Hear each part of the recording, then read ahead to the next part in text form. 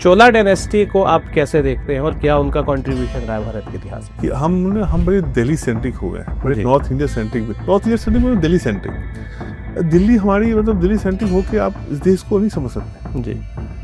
और इसीलिए देखिए तो हम जब अपने टेक्स्ट बुक खोलते हैं तो देखते हैं कि चोला द रीजनल पावर्स जी। और रीजनल पावर को फिर आप छोटा दिखाएंगे। और दिल्ली में मान लो कोई सैयद डायनेस्टी है, लोधी डायनेस्टी है, जिसके राजा किसी काम के लायक नहीं थे, जिनकी जो ज्योग्राफिक स्टेज मान लीजिए 100 किलोमीटर भी ना हो, और उनके बेटे परपोते सबके बारे में बच्चों को पढ़ाया जाता है, रटवाया जाता है। लोकल एडमिनिस्ट्रेशन की आप जो शिक्षण में वर्णन है और पढ़ें आप उसको, और आपको देगा कि यार इतने डेमोक्रेटिक तो हम आज नहीं है। जैसे उनका है कि रूरल एडमिनिस्ट्रेशन में, सिविल एडमिनिस्ट्रेशन में आपका जैसे मान लीजिए आप ऑलरेडी सेलेक्ट हैं तो आपके बेटे सेलेक्ट नहीं होंगे, आप 2 बार से ज़्यादा सेलेक्ट नहीं होंगे।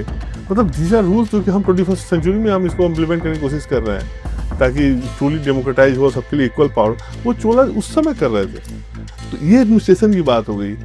उन्होंने श्रीविजय डायनेस्टी को हराया, वो अनपैरेलल्ड है हिस्ट्री में, इतिहास में। और कहीं आप इतना दूर जाके आप किसी को जीतते हुए नहीं दिखाते हैं। ये फिर जाके ब्रिटिश और पोर्तुगीज लोग करते हैं उससे 500-600 साल बाद जाके, उससे पहले कभी ऐसा नहीं हुआ है। और ये अपने आप में, और इस डायनेस्टी को हम रीजनल बोलते हैं, हम इसमें बहुत ध्यान देते नहीं। बहुत बात हम राजा 1 को और राजेंद्र 1 को के बारे में थोड़ा सा बता देते हैं, उसके बाद चैप्टर खत्म।